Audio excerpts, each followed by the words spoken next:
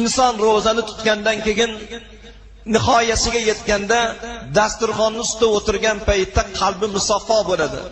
Janob payg'ambarimizdan hadis borki, ro'zador bandaga Alloh ikki xil xursandchilikni ato etadi. Birinchi xursandchilik iftor vaqti yaqinlashgan vaqtda xursand bo'lar ekan. Ikkinchisi, meni dargohimga kelgan paytda meni o'zim xursand qilaman deydi Alloh. Iftorning vaqti yaqinlashganda bekami ko'z shu ro'zani tutdim, nihoyasiga yetkazdim. Endi hozir og'zimni ochib mana shu noz ne'matlarga og'zim tegadi deb bir xursand bo'lsak, og'iz ochilgandan keyin tutgan ro'zamiz uchun Allohning dargohida yana bir xursandchilik bo'lar ekan. 10 dan 700 darajagacha Allohning savobi bo'lar ekan boshqa ibodatlarda.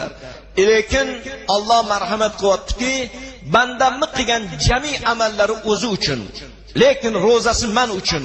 Ro'zani savobini men beraman. Bu hadisning sharhi nima bo'ladi? Mana jumaga keldinglar. Ming odamni ko'zini oldida hozir namoz o'qiysiz, xalq ko'ryapti.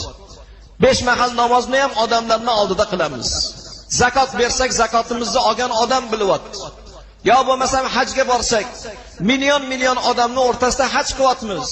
Kelgandan keyin 1000 ta odamni chaqirib osh berib ma'lum qilyapmiz. Lekin ro'za Alloh bilan bandani o'rtasidagi sir, Xudodan boshqa hech kim bilmaydi. O'zini shahvatini, nafsini tiyish, o'zini borlig'ini Allohga baxshida qilish bu ro'zador odamdagina bo'ladi.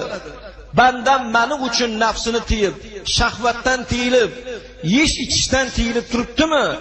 Ro'za tutdi deb yozib qo'yinglardir ekan farishtaga Alloh. Savobini meni o'zim beraman. Uni savobini hech kim bilmas ekan darajasini qanaqaligini.